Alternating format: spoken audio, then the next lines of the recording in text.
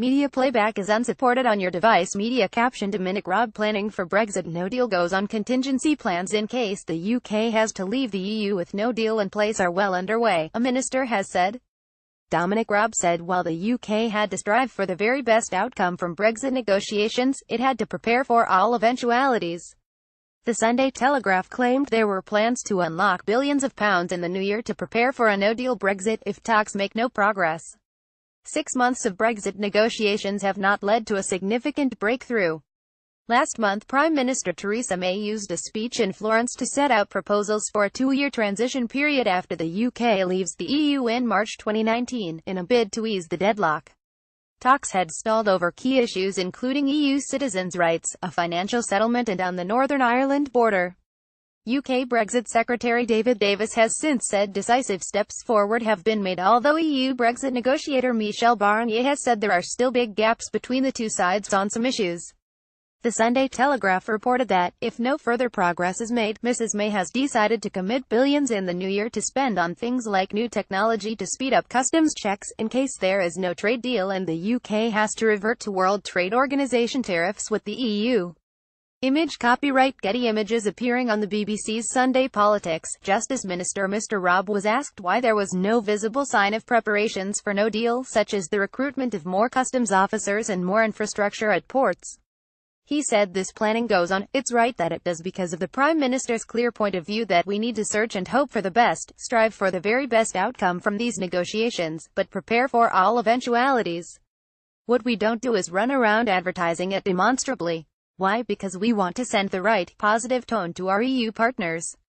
So we don't go talking about what happens if we end up with no deal, but quietly, assiduously, those preparations will be in place. Disastrous for our country. He added that the government wanted to see the best deal, I think, in terms of trade, security, cooperation, but added those contingency plans are well underway. Labour's Shadow Foreign Secretary Emily Thornberry told the programme that after Brexit, Britain should stay as close as we can to the EU because it is good for our economy. We need to leave the European Union, but it is good for our economy. They're our biggest market, that we stay as close as we can. And the problem that the British country has is that a good half of the Tory party wants to go sailing off into the mid-Atlantic with no deal at all, and that would be disastrous for our country. EU leaders are due to decide at October's meeting of the European Council whether enough progress has been made on key issues to move on to the UK's post-Brexit relationship with the EU. Focus the minds. Meanwhile, 2 Conservative MEPs who voted to block moves towards trade talks between the UK and European Union have had the party whip removed. South West MEP Julie Girling and South East MEP Richard Ashworth were suspended from the Conservative Party after supporting a resolution in Strasbourg declaring that sufficient progress had not been made in talks to move on to discussions about the future relationship. Image caption. The non-binding vote was passed by 557 votes to 92, with 29 abstentions. In a letter, European Parliament Chief Whip Dan Dalton said, given the seriousness of this issue, and your failure to discuss your intention to vote against the agreed position of the Conservative delegation in advance, I am therefore writing to inform you that I am suspending the Conservative Whip from you until further notice.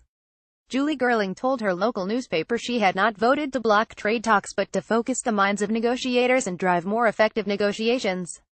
Mr. Ashworth reportedly said he was confused by the suspension. The vote was not about disrupting Brexit and the negotiations. We were asked a technical question about how much progress had been made and the answer for me was not enough. The 4th round of Brexit negotiations began on the 25th of September, with the UK due to leave the EU in March 2019.